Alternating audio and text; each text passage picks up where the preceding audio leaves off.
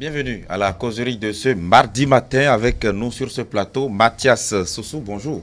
Bonjour chers confrères et consoeurs et bonjour chers téléspectateurs. Directeur général du quotidien Le Gongona, merci d'être là. C'est moi. En face de vous, Eloge Ganaho, directeur général aussi du quotidien Le Grand Matin. Bonjour. Bonjour chers confrères, bonjour chers consoeurs et Merci. bonjour à tous. Merci d'être là aussi. On attend d'un instant à l'autre certainement Constant Yawedi, qui est le directeur de Radio Planète, peut-être nous rejoindra-t-il avant la fin de ces échanges. On va donc parler avec vous du programme d'assainissement pluvial de la ville de Cotonou. Eloge Ganaho, on annonce que la mobilisation des fonds pour pouvoir se mettre à l'œuvre, ça poursuit son cours. Déjà 300 millions de dollars presque mobilisés. Quelle analyse vous en faites? Oui, je dirais mieux vaut tard que jamais, parce que les problèmes d'inondation se posent au Bénin ici depuis plusieurs années, n'est-ce pas? Les gouvernements, n'est-ce pas, initié, élaboré beaucoup de projets pour apaiser l'inquiétude des populations, pour soulager la souffrance des populations, puisque vous savez vraiment tout ce que nous avons enduré avec les inondations dans les grandes villes du Bénin. Je viens de dire que mieux vaut tard que jamais, parce qu'à un moment donné, les populations n'en croyaient plus. N'en croyaient plus. Nous avons vu au niveau des maires, et particulièrement la mairie de Cotonou, d'accord, pendant les grandes saisons de pluie, déployer certains moyens. Nous avons vu les autorités municipales sortir à Cotonou ici, avec des bottes, pour aller voir la situation, pour aller constater l'ampleur des inondations à Cotonou. Nous les avons vus, n'est-ce pas, aller assister les populations, donner quelques moyens pour assister les populations, moustiquaires, médicaments. Ça ne s'est arrêté que là. Or, le problème est plus grave. Il s'agit vraiment de faire le diagnostic du mal, n'est-ce pas? De voir comment trouver des solutions durables. C'est ça. Ça nécessite beaucoup d'investissements, beaucoup de milliards. Ce que les gouvernants n'ont pas pu, n'est-ce pas, mobiliser pour aller à l'assaut de ce mal-là qui continue de persister. Donc, je pense que nous allons cette fois-ci saluer, puisque c'est une très bonne nouvelle. Il reste que tout cela ne se concrétise. Je crois que c'est déjà bien que les financements annoncés déjà avec la Banque mondiale qui a annoncé aux autorités béninoises depuis le 23 mai dernier que le conseil d'administration de l'Association internationale de développement a approuvé un crédit de 100 millions de dollars et bien d'autres institutions qui sont dans les financements. On va y revenir tout à l'heure. Donc je crois que c'est une très bonne nouvelle. Si sur les 430 millions de dollars qui est prévu depuis la table ronde de Paris, si déjà nous pouvons considérer comme acquis, n'est-ce pas, près de 300 millions, je crois que c'est un grand pas. Et si le processus se poursuit, je crois que les moyens seront déployés sur le terrain pour que nous conjuguions au passé vraiment les inondations qui continuent de nous faire souffrir, qui continuent de créer d'énormes problèmes aux populations béninoises qui doivent quand même avoir la possibilité, qui doivent travailler dans de bonnes conditions pour le développement du pays. Monsieur Soussou, il était nécessaire cette mobilisation pour sortir Cotonou de l'eau? Mais bien sûr, parce que vous savez, c'est comme un aveugle qui veut se battre avec quelqu'un et a menacé de lui lancer des pierres, de lui jeter des pierres. C'est que il a déjà son pied sur des cailloux. Et quand le président Talon, à son arrivée, annonçait quand même qu'il va résoudre le problème d'inondation à Cotonou, contrairement à ce qui se chantait par le régime passé, qui allait quand même verser des larmes de crocodile avec les populations inondées dans les chambres inondées. Et je crois, moi, je me suis dit que si le chef de l'État n'avait pas quand même, en tout cas, je dirais même, le mot m'échappe. Vous parlez du chef de l'État actuel? Oui, le chef de l'État actuel. S'il n'avait pas des assurances, voilà, qu'il pouvait réussir ce coup, il n'aurait pas annoncé quand même qu'il va finir avec ce projet. Et dans le temps, j'ai dit, celui qui allonge la bouche a nécessairement quelque chose à dire. S'il ne sifflote pas, il doit chanter. Et c'est ça que nous sommes en train de constater. Nous sommes maintenant en train de constater que la phase active même va démarrer puisque la mobilisation des fonds est déjà presque bouclée. Et si on parle on attend 400 milliards et puis on a déjà 300 et quelques milliards, je crois que le chemin n'est plus loin pour arriver à destination. Justement, il faut le rappeler, le 17 janvier 2018, le gouvernement avait organisé une table ronde à Paris, notamment avec les PTF, les partenaires techniques et financiers, dans le cadre de la mobilisation des fonds pour le projet de gestion des eaux pluviales et de résilience urbaine.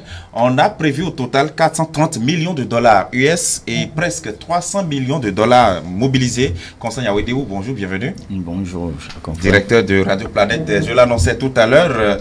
Vous êtes bien sûr sur ce plateau. Quel regard portez-vous sur la démarche actuelle dans le cadre de la lutte contre les inondations à Cotonou, puisque c'est l'objectif final?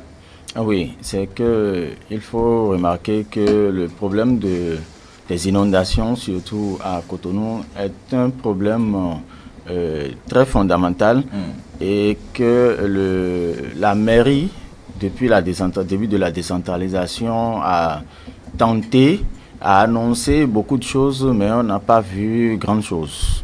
Et ça veut dire tout simplement que c'est un problème assez sérieux et qu'il fallait quitter le niveau communal pour aller au niveau national. Et je crois que c'est ce que le gouvernement a saisi, a anticipé pour ne pas attendre que ce refrain-là de nous voulons les moyens pour assainir Cotonou, puisque il y a quelques éléments qui prouvent que c'est un problème qu'il faut prendre à un autre niveau. Mais j'ai constaté que la municipalité, depuis le début de la décentralisation, a pensé que ça pouvait se passer qu'à son seul niveau, ce qui a toujours fait traîner les choses. Donc j'ai compris que le gouvernement a dû anticiper et pour mettre les petits plats dans les grands. Vous constatez que Cotonou est en train de se vider de ses habitants. On vend une maison à Cotonou aujourd'hui, c'est un building qui est à ce niveau-là et la construction monte en altitude.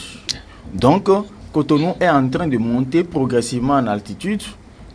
Donc, si on ne met pas les grands moyens pour assainir, pour conduire, pour collecter les eaux, un jour, on finira par se retrouver tous dans l'eau avec de belles immeubles et tout.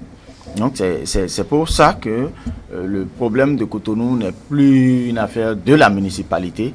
Mais je crois que la collaboration, il fallait s'avouer au niveau de la municipalité qu'il faut nécessairement impliquer et vraiment impliquer l'exécutif pour que ça puisse aller.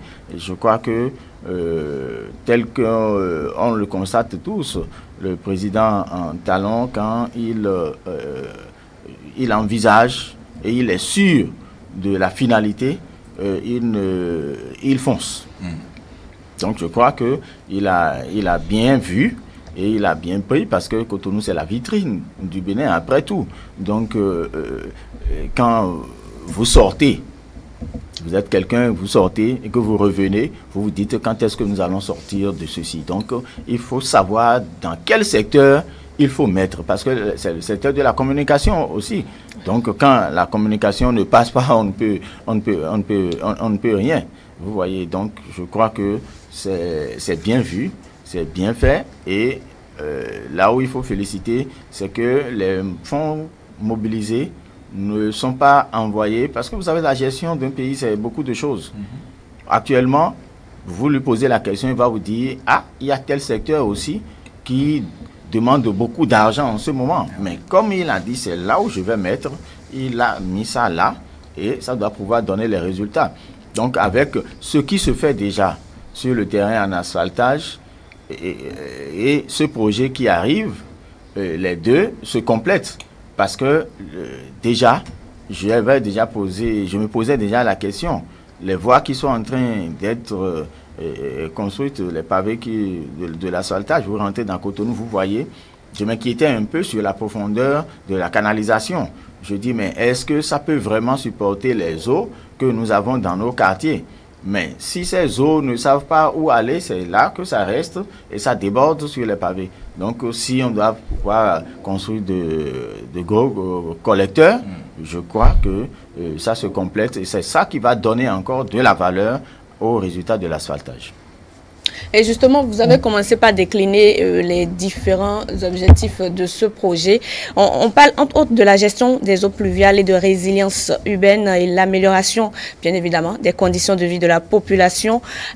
Également de la construction de 28,7 km de collecteurs, 7,27 km de matelas gabions pour la protection des berges. Tout ça est pris en compte par ce projet dont le financement est en train d'être bouclé progressivement.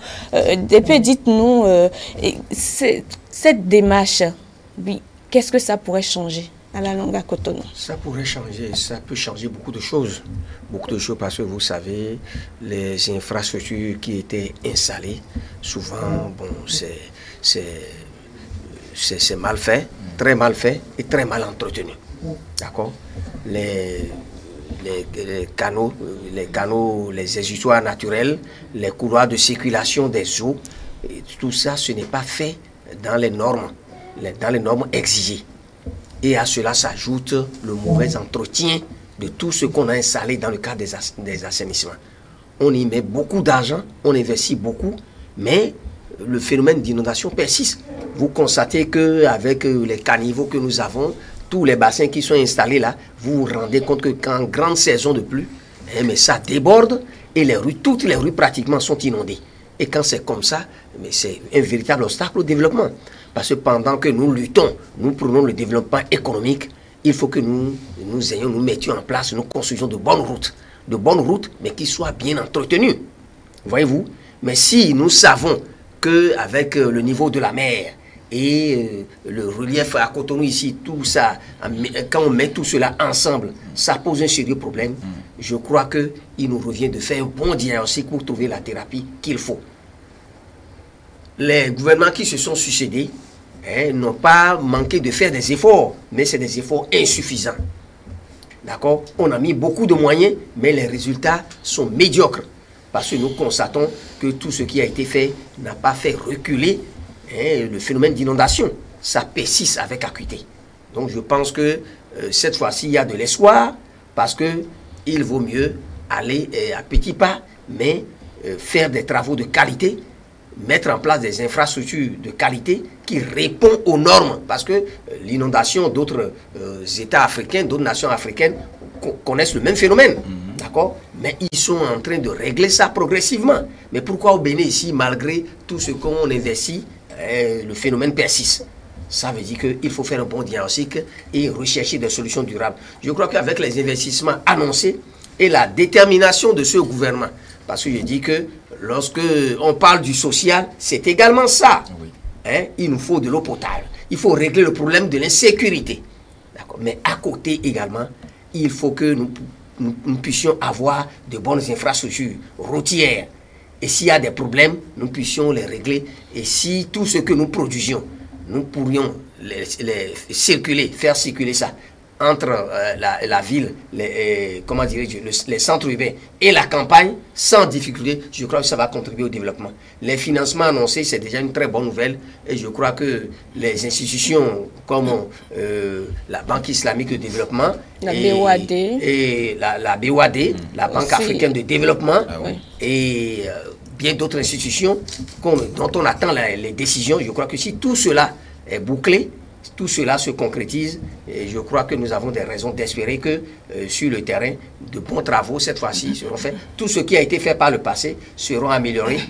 Il s'agit de reconstruire, de réhabiliter, de réaménager tout ce qui a été installé pour faire en sorte que le phénomène d'inondation soit conjugué au passé et que nous puissions, les populations béninoises puissent exercer leurs activités dans de bonnes conditions pour le développement de notre pays. Il y a le défi de la qualité qui s'impose dans le cadre de la réalisation de ces infrastructures, n'est-ce pas, Mathias Soso? Oui, c'est ce qui fera la différence entre ce qui se faisait et ce qui va être fait. Parce que vous savez, il n'y a pas de... C'est ce que chaque année, on nous annonce la campagne de Cotonou contre l'inondation, que nous appelons communément 3CI. Et je crois que si ils mettent de côté cette campagne-là, n'en point fini... C'est vrai que c'était un programme d'urgence de la mairie. Programme d'urgence de la mairie. Cotonou en campagne contre les inondations. Qui revient chaque année. Depuis 2003. Ça veut dire que si nous avons à vivre 100 ans sur cette terre, la mairie va organiser les 100 ans là pour faire les campagnes là. Alors que maintenant, il faut penser quand même à comment finir définitivement avec cette affaire, ce problème-là. Si déjà on peut penser. Puisque vous savez, moi je ne suis pas géographe, mais j'ai fait un constat. Et chaque année, moi je constate que la quantité de pluie qui tombe chaque année, c'est la même quantité presque, hein, parce que si vous allez dans les zones inondables, c'est le nombre de fois que ces zones-là sont inondées, que chaque année, on remarque l'inondation à ces zones-là. Et si déjà on peut penser à ce qu'il faut faire des infrastructures pour quand même atténuer un peu la situation, je crois que c'est mieux que d'organiser régulièrement des campagnes pour ameuter la population. Et je crois que c'est ce que le gouvernement a trouvé en mettant quand même un point d'honneur à ce programme-là pour quand même régler une fois pour de bon cette question d'inondation. Je crois que c'est le meilleur pour la population. D'accord. Monsieur Yawedewu, le défi de la qualité aussi qui s'impose. Oui, le défi de la qualité s'impose à mon avis sur 2 ou 3 plans.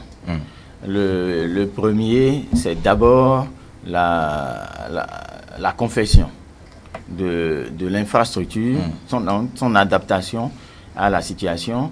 Deuxièmement, c'est la qualité des matériaux. C'est la qualité des matériaux qui entrent dans la réalisation de ces infrastructures. Et troisièmement, la réalisation.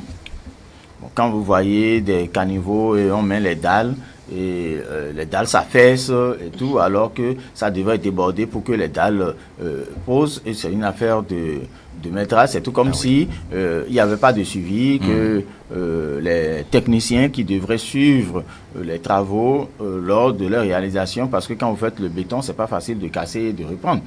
Vous voyez, et tout ça. Mais quand je parle de la qualité des matériaux aussi, il faut voir aussi, c'est plus le sable que nous utilisons aujourd'hui que nous utilisions avant.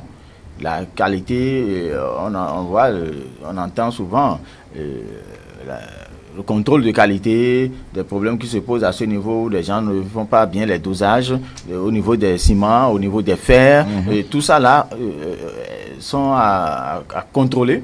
Tout ceci est à contrôler dans la réalisation des travaux. Donc c'est pour ça que je situe ça à ces 3 niveaux-là, pour dire qu'il va falloir que, au-delà de la disponibilité des moyens et de la volonté, qu'il y ait le suivi, qualité également. Pour que les populations puissent vraiment en jouir. Absolument. Absolument. Alors, faisons un peu le point de tout ce qui a déjà été fait jusque-là. Il faut dire qu'on l'a dit déjà dans l'introduction, que la Banque mondiale, déjà le 23 mai dernier, a informé les autorités béninoises que l'Association internationale de développement a approuvé un crédit de 100 millions de dollars US.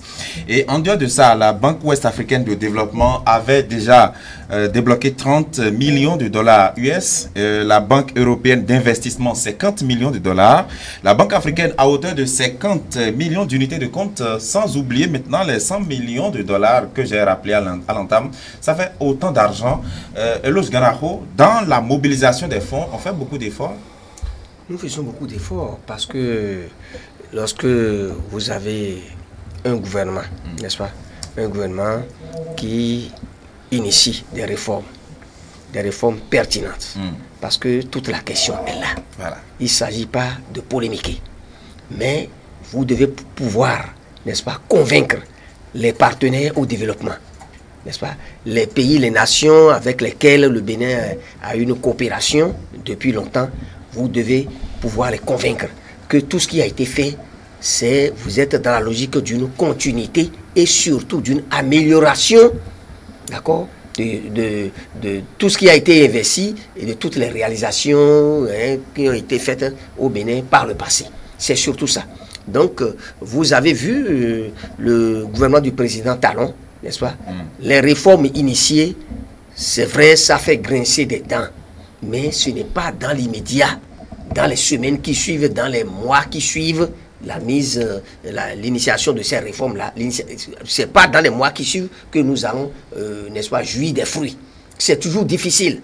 Et j'ai souvent dit que toute réforme nécessite des sacrifices. Mais c'est quand même rassurant lorsque vous initiez des réformes, n'est-ce pas, qui vont dans le sens de l'enracinement de la démocratie, qui vont dans le sens du bien-être des populations, qui vont dans le sens du développement durable de votre pays. Vous devez pouvoir sortir et convaincre les partenaires à ce sujet-là. Et c'est une vérité que le président Talon, lors de ses visites de travail, n'est-ce pas, a pu convaincre les partenaires de développement. Nous avons vu des autorités, n'est-ce pas, des grandes nations, n'est-ce pas, faire des déclarations pour vraiment prendre des engagements pour soutenir tout ce qui est convention, crédit qui doit être accordé au Bénin. Ça suppose qu'il faut le reconnaître, même si aujourd'hui, tout n'est pas encore bon, tout n'est pas encore parfait. Des efforts ont été consentis et le pouvoir en place avec son chef, n'est-ce pas, ont pris des initiatives qui ont convaincu les partenaires de développement. Donc nous espérons que, vous savez, quand on dit la Banque mondiale, on dit la Banque européenne d'investissement, quand on dit la Banque ouest africaine de développement, ce n'est pas de l'argent que ces institutions-là jettent par la fenêtre. C'est à la suite d'études, ils examinent les projets, étudient des études approfondies qu'ils accordent les crédits. Donc nous pouvons supposer que le Bénin est sur la bonne voie et ses dirigeants, tout ce qu'ils sont en train d'initier, n'est-ce pas, ça a pu convaincre ces partenaires-là et qui bientôt vont boucler ces financements-là pour que tous ces projets-là puissent être concrétisés, et surtout notamment la question de l'inondation qui doit être définitivement réglée parce que ça porte un handicap sérieux au développement économique de notre pays, le Bénin.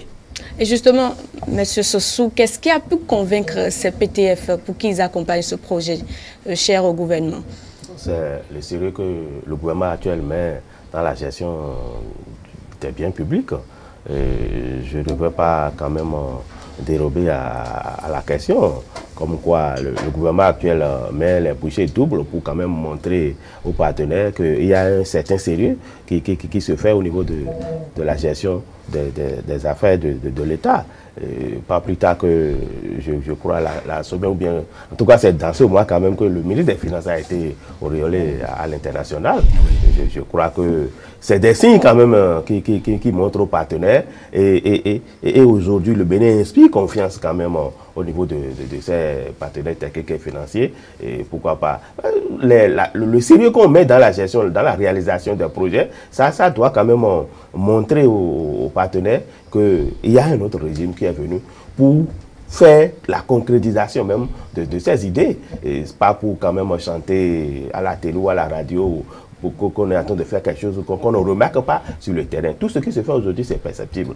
Les réformes initiées par le régime, l'aboutissement de ces réformes, l'exécution des différentes tâches programmées par le gouvernement, par le régime, ça montre quand même qu'il y a du sérieux qui se fait à ce niveau-là. Donc, il n'y a pas de raison que les partenaires n'accordent pas un crédit quand même de confiance à ce qui se fait. Et je crois que c'est à l'honneur de notre pays parce que nous avons constaté dans ce pays qu'il y a des projets qui sont initiés mais qui ne finissent jamais. Des infrastructures qui ont été commencées mais qui n'ont jamais fini. C'est toujours là et on voit. Mais aujourd'hui, quand on voit que ça, quand on entame, ça finit, je crois qu'il faut quand même investir pour l'aboutissement. Parce que ceux qui sont là, ils joignent l'acte à la parole. Donc ils sont en train de tenir quand même leurs promesses qu'ils ont faites aux populations et aux partenaires techniques et financiers. Donc je crois que le Bénin aujourd'hui peut quand même, en tout cas s'asseoir dans son fauteuil et dire que nous avons des dirigeants qui tiennent promesse. Constant Yaoudéou, un Bénin économiquement crédible à l'international? Crédible sur le plan économique. Sur le plan économique, je crois qu'il y a des indices qu'il faut suivre pour pouvoir apprécier. Et si déjà, tel que l'a dit le TP Sossou, à l'international, on reconnaît une certaine qualité à notre ministre, c'est pas pour sa beauté, mais c'est pour le travail qui est fait. Et c'est pas des appréciations qui se font sur du vide, c'est par rapport à des données réelles que des appréciations se font. Donc, on ne peut pas dire que le Bénin économiquement n'est pas crédible. Mais la crédibilité vient d'abord, à mon avis, du fait que le gouvernement ou le président, à son arrivée, a annoncé certaines réformes sur le plan économique. Et bien que ces réformes soient quelque peu douloureuses, à partir du moment où c'est des réformes qui nous mettent au pas dans le concert des nations, ça s'impose à nous. Donc, on a comme impression que c'est sa volonté de faire ci, de faire ça. Ça s'impose à nous, sinon, vous ne pouvez pas vouloir révéler votre pays et avoir d'autres postures que ce que tous les autres ont aujourd'hui. Donc, nous sommes obligés de nous mettre au pas. Et pour se mettre au pas, il faut nécessairement qu'on règle un certain nombre de problèmes de base.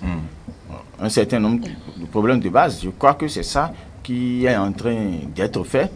Mais à partir du moment où ça porte ses résultats, ça porte ses fruits, on est obligé de reconnaître que économiquement, qu'il y a quelque chose qui se passe.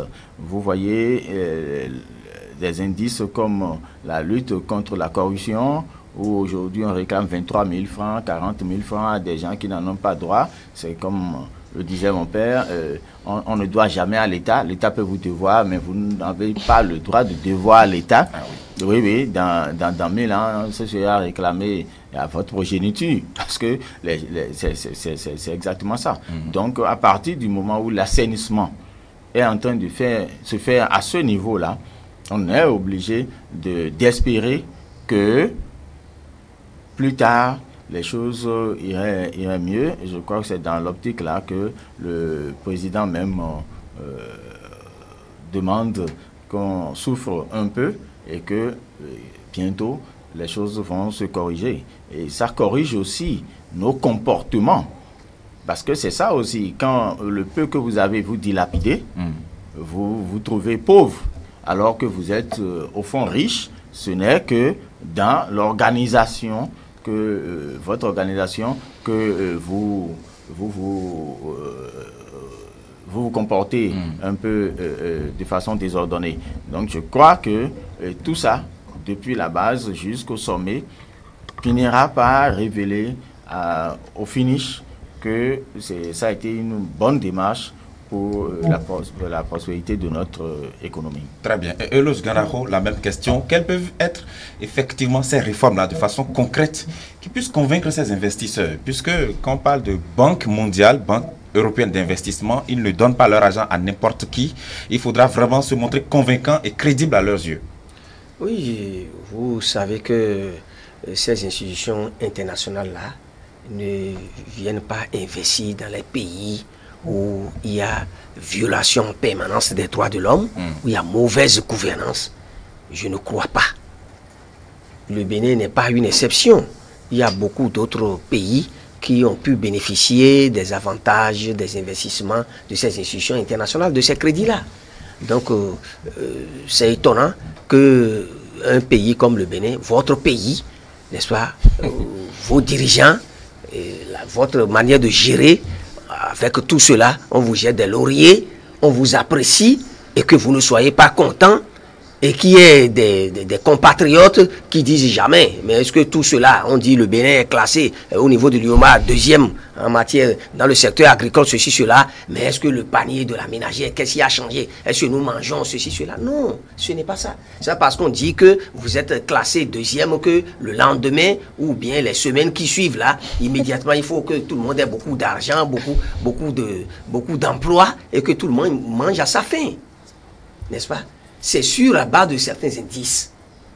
Et, comme je l'ai dit, dans un pays où il y a le terrorisme, dans un pays où il y a des conflits sanglants, dans un pays où il y a violation flagrante des droits de l'homme, je crois que la Banque mondiale, la Banque européenne d'investissement et autres institutions ne vont pas se plaire à jeter de l'argent à investir dans ces pays-là.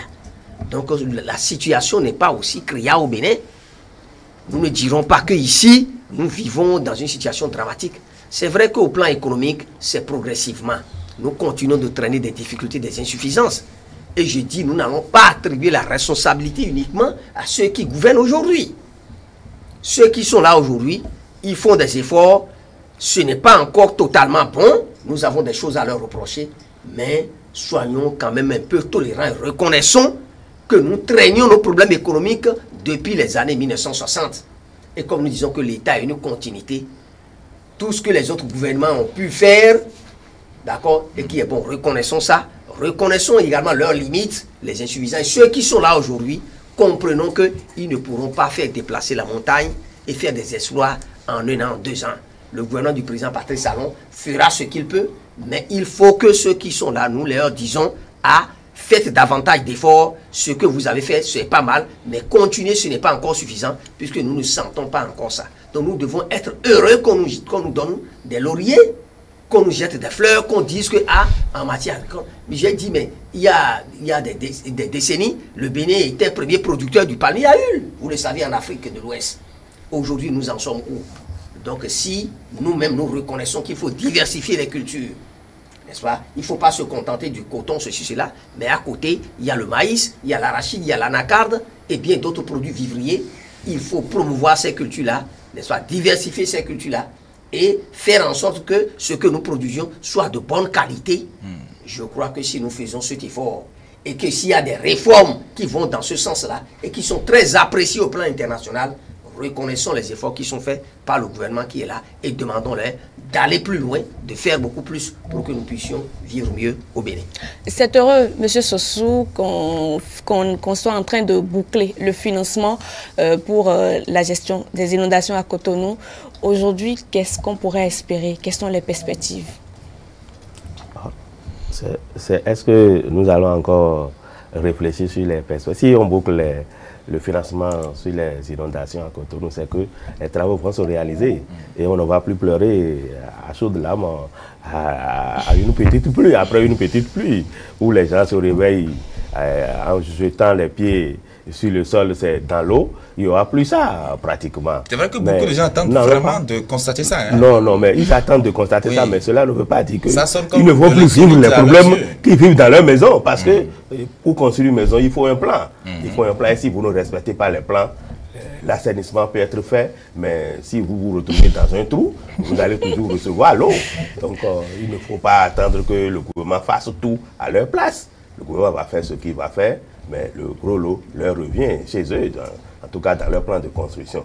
Donc nous n'allons pas dire que le gouvernement va régler tous les problèmes que vivent les populations en matière d'inondation grâce à cette réalisation de la lutte contre l'inondation. Très bien. Monsieur Yaoudé, vous avez quelque chose à ajouter avant qu'on ne continue? Oui, pour dire que je le disais tantôt, ça, il faut pas penser que le gouvernement est en train de reconstruire Cotonou. Le gouvernement est en train d'arranger les choses pour que les populations y vivent mieux.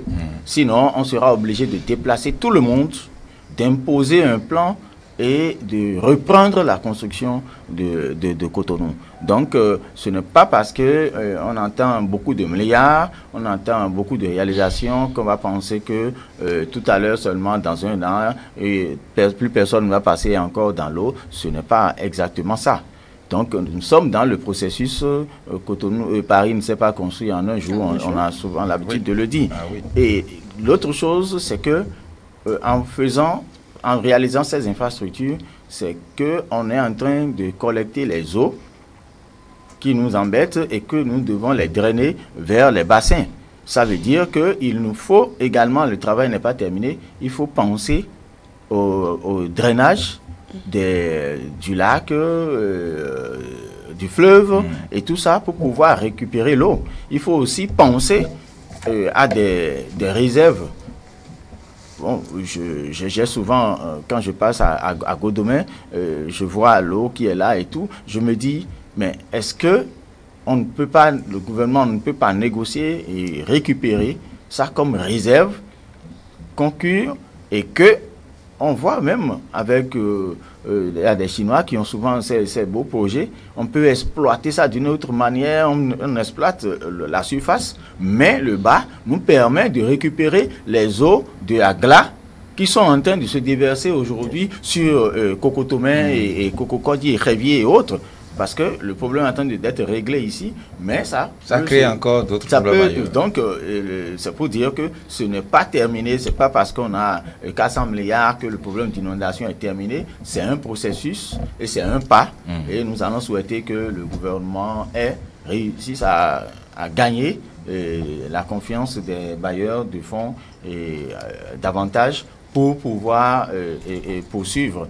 Et par rapport au problème des bailleurs, de la confiance au niveau des bailleurs de fonds, je disais tantôt que c'est l'engagement du gouvernement à mettre de la rigueur désormais dans la gestion de tout ce qui concerne les affaires publiques, mais aussi il faut se rassurer que les bailleurs de fonds aujourd'hui, quand ils investissent quelque part, ils ont des critères, ils ont des systèmes de gestion, ils ont beaucoup de garanties qui font que leur chantier ne traîne plus du tout.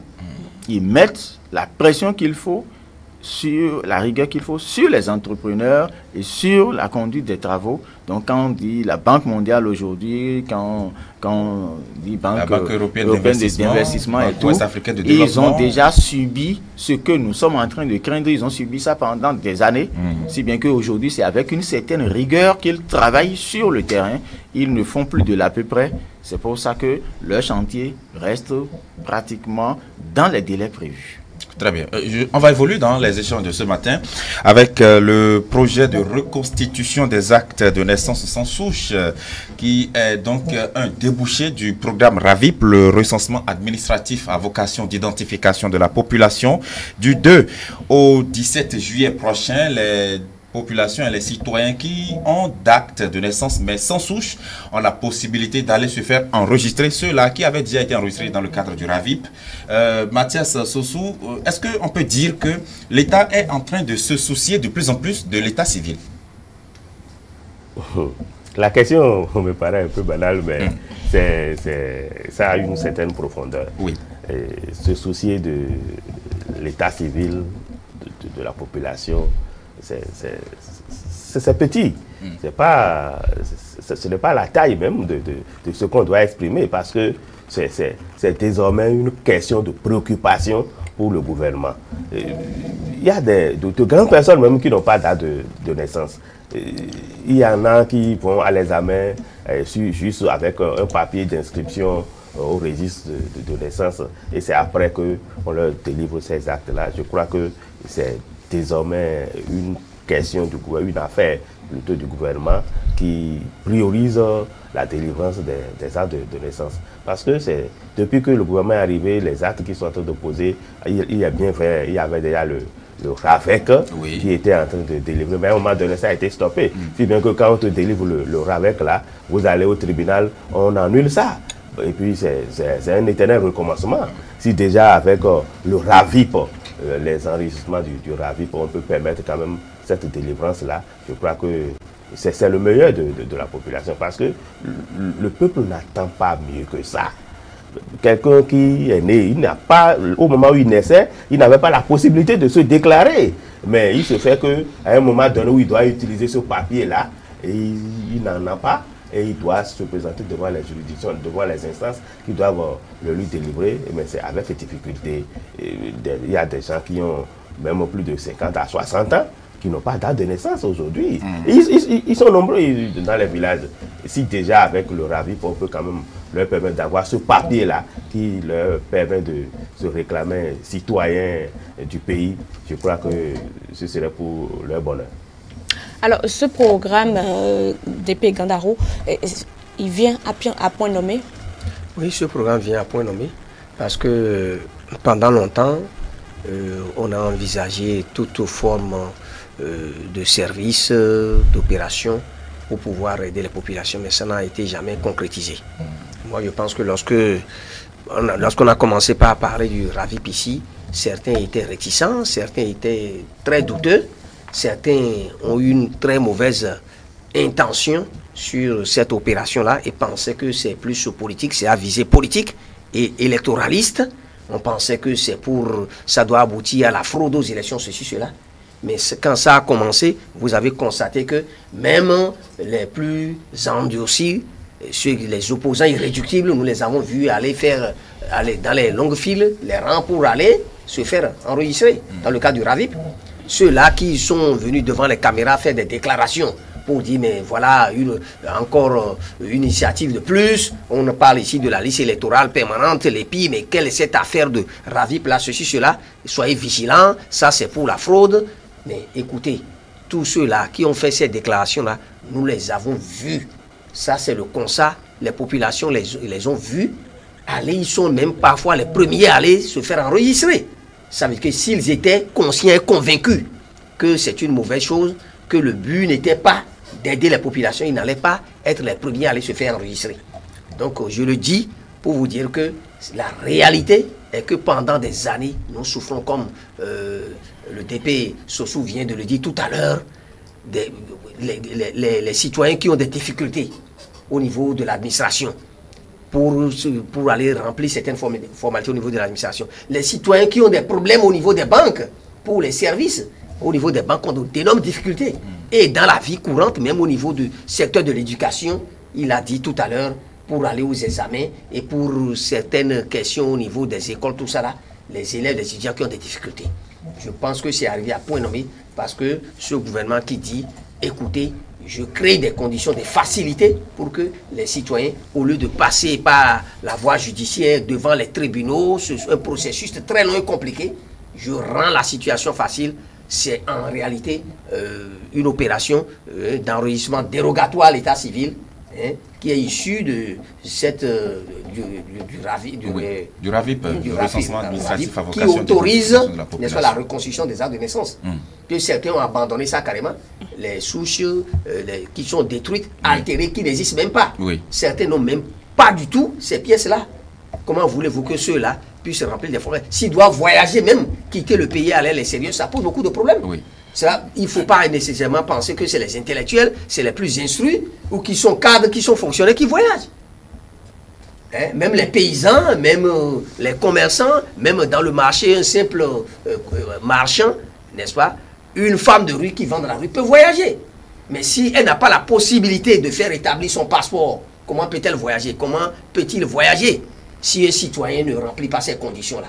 Je crois que c'est un point très très important, une situation très très importante que le gouvernement du président Tabaye est en train de régler. Parce que tout ce qu'on vous dit maintenant, cette opération, ça ne nécessite pas de grands moyens.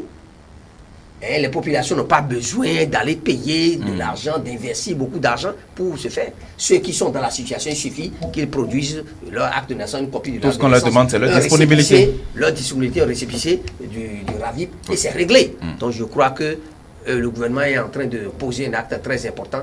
C'est un acte très utile et les populations doivent ressentir ça. C'est ça, en réalité, le social, parce que ça impacte directement la vie de chaque citoyen quotidien. Il ne s'agit pas d'attendre seulement le pain pour dire que dans les ménages, nous ne trouvons pas à manger, mais également lorsque vous avez des difficultés pour les moindres services dont vous avez besoin, alors que l'État, normalement, est là. L'État doit être garant de ça, en dehors de votre sécurité. L'État doit pouvoir vous faciliter les conditions pour que vous puissiez avoir ces pièces-là et mieux vivre. Très bien. Constant Yawedéou, lorsqu'on entend Jean Akhalou, qui est le président du comité technique de pilotage du RAVIP, l'objectif final de ce recensement supplémentaire des personnes détentrices des actes de naissance sans souche est de contribuer à la modernisation de l'état civil. D'où alors je posais la question de savoir si l'État montre beaucoup plus d'intérêt à l'état civil, à la question de l'état civil aujourd'hui. Oui, je crois qu'il faut commencer d'abord par se demander qu'est-ce que l'État. Nous sommes au Bénin et aujourd'hui, c'est clair, ça a connu une petite modification, la carte géographique du Bénin. Mais c'est ça, la carte d'identité, c'est ça l'acte de naissance du Bénin.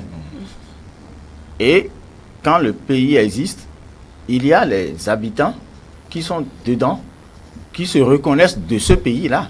Donc si vous n'avez pas l'acte de naissance, vous ne pouvez pas vous réclamer béninois. Donc, si nous devons dire que l'État béninois existe, c'est qu'il y a le territoire et il y a les hommes qui sont des Béninois qui vivent sur cet espace-là. C'est pour ça que tant que tous les Béninois n'ont pas leur acte de naissance, leur pièce de naissance, il reste toujours à faire. Et ça a été tellement un grand désordre que aujourd'hui, ce que nous sommes en train de vivre est un processus pour assainir et régler ce problème-là. Si l'État n'existe pas, l'État ne peut, on a parlé de financement ici, oui. C'est parce qu'on a constaté qu'il y a un certain nombre de Béninois qui vivent dans de l'eau qu'on a vu que c'est très important. Mais si on ne connaît pas le nombre d'habitants qu'il y a au Bénin, on ne peut vraiment pas initier des projets de développement dans ce sens-là. Donc, l'état civil est fondamental. C'est d'abord ça. C'est sur cette base-là que tout se construit. Vous rentrez dans le domaine de la sécurité si on ne connaît pas la forme de notre état civil. C'est difficile de gérer la sécurité de la population. C'est ça qui nous permet de distinguer les Béninois des étrangers qui sont sur le terrain, sur le territoire, pour savoir comment il faut pouvoir contrôler. Donc l'état civil aujourd'hui est très très nécessaire et fondamental pour le développement, pour toutes les initiatives que le gouvernement doit pouvoir prendre. Et ça doit, tel que ça commence, ça doit pouvoir se poursuivre jusqu'à ce que les facilités soient données aux populations d'avoir très vite ces actes sans trop de protocoles. Parce que c'est la base même de la naissance ou de l'existence de la République. Vous voyez, le DP Ganaro le disait tout à l'heure, des gens qui reviennent de l'extérieur, qui ont besoin de souches, qui n'en ont plus et tout ça, ne savent pas comment est-ce qu'il faut faire, ou ils ont perdu le seul acte qu'ils avaient et ils reviennent. Moi, je suis quelque part aujourd'hui où c'était une clinique où près de la moitié du Bénin, de Cotonou était né il y a une trentaine d'années. Des gens viennent aujourd'hui nous demander cheveux blancs sur la tête. Bien, la clinique est où? J'ai des problèmes de fiche de naissance. On m'a demandé d'aller, donc je veux mes références. Non, c'est quotidien. Vous venez chez nous, vous demandez à n'importe qui, les gens viennent, on leur dit, mais non, ça fait plus d'une trentaine d'années que nous sommes ici. Donc tout ça, aller dans les mairies, ça doit être reversé, ces documents-là, mairie. L'autre exemple que je voulais prendre, il y a eu une situation à la mairie de Calavi entre-temps, où les documents ont été brûlés, oui. Les registres ont été brûlés, donc beaucoup de citoyens qui sont nés à Calavi n'ont pas d'acte de naissance. Je crois que c'était au moment du chef du maire Roupen que l'incident là, les étudiants étaient allés brûler tout ce qui était là. Donc il y a beaucoup qui n'ont plus de souche et ce n'est pas de leur faute non plus. Mais ceux-là ont besoin aujourd'hui d'avoir des pièces. On a besoin d'enregistrer ceux-là aujourd'hui. Donc, le problème d'acte de naissance, ce n'est pas un problème banal. Un pays qui n'a pas d'état civil, un pays qui n'existe pas, qui ne peut rien faire de concret, parce que ce serait de navigation à vue. Oui. Nous ne pouvons pas être 10 millions et envisager des projets pour 5 millions, parce que c'est seulement 5 millions qu'on a reconnu officiellement. Et après, on va dire que les gouvernements ne travaillent pas. Non, les gouvernements, il faut que les gouvernements aient des chiffres réels pour pouvoir mieux penser les projets de développement. Et dans le même temps où le gouvernement montre de l'intérêt à la question de l'état civil, il a bien fait de mettre le doigt sur des questions de l'incendie. On a constaté ces derniers jours, ces dernières semaines que des citoyens sont parfois mus par le souci d'aller brûler des centres d'arrondissement où il y a leurs actes de naissance. Est-ce que ça ne constitue pas un véritable problème, ça, Mathias Soso?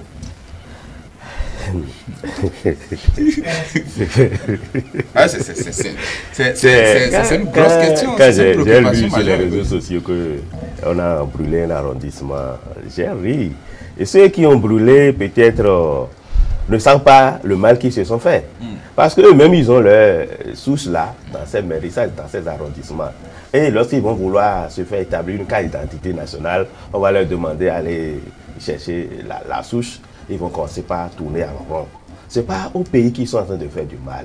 C'est à eux-mêmes et à leurs enfants.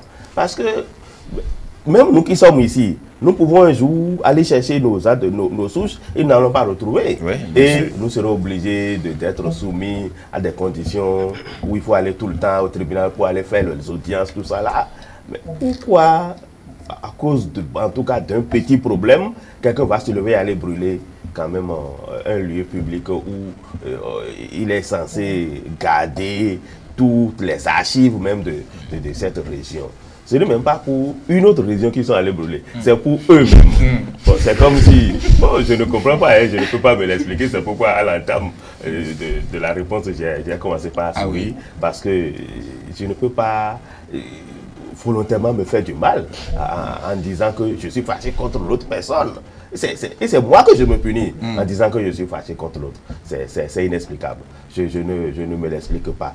Les actes de naissance, ce n'est pas seulement les actes de naissance qu'ils ont brûlés. Il y a plein de documents. Oui. Il y a plein de documents qu'on ne peut même pas citer. Donc, moi, je demanderais quand même à ces populations qui sont en train de se livrer à ces actes d'avoir un peu de bémol dans leurs actes. Parce qu'il faut réfléchir. Il faut réfléchir avant de poser l'acte. Il ne faut pas poser l'acte et après se mettre à réfléchir. C'est ce que moi, je n'accepte pas. Quand tu veux poser un acte, il faut réfléchir avant de le poser. Mais tu le poses et après tu t'assois, maintenant tu dis, mais pourquoi j'ai fait ça, ça là que j'ai fait, ça, j'ai fait mal à telle personne, ce n'est pas bon. Il faut quand même cultiver quand même, en tout cas, la maîtrise de soi. Là, ce n'est pas la culture de la paix, mais c'est la maîtrise de soi d'abord, avant de poser les actes. Oui, Elos Ganaho. Voilà, c'est une question d'incivisme, des citoyens qui font preuve d'incivisme. Ils n'allons pas parler seulement du fait qu'ils aillent brûler des arrondissements, ça ne s'arrête pas là. Lorsque vous érigez des barricades sur les routes pour empêcher la circulation, mais comment vous pouvez comprendre ça? Puisque la route ou les routes sur lesquelles vous installez des barricades ne vous appartiennent pas. Tout le monde a le droit de circuler. Si vous avez des raisons, parce que vous avez été payé, n'est-ce pas, pour aller commettre ces actes-là, ou vous êtes des contestataires des résultats des élections, ou vos raisons sont liées, n'est-ce pas, aux conditions dans lesquelles les élections ont été organisées, vous devez comprendre que vous n'êtes pas les seuls dans le pays, et puis les routes, les édifices ne vous appartiennent pas seuls. Ça appartient à tout le monde, à nous tous, qui sommes béninois. Donc ça, c'est de l'incivisme, ces actes de vandalisme que nous constatons. En principe, ça pose un problème d'éducation. C'est vrai que ce n'est pas suffisant. Il faut poursuivre la sensibilisation et éduquer nos citoyens, nos populations, qui doivent surtout connaître leurs droits et leurs devoirs. Parce que ça pose aussi un problème. Parce qu'aller brûler un arrondissement, une mairie, des édifices publics, ça suppose que vous le faites consciemment ou inconsciemment. Mais si vous connaissez vos droits et devoirs, vous devez savoir que ça doit être puni par la loi. La loi interdit ça. Si vous connaissez vos droits et vos devoirs, vous devez vous dire que, écoutez, lorsque nous érigeons des barricades, nous empêchons la circulation, alors là, ça pose un problème de droit.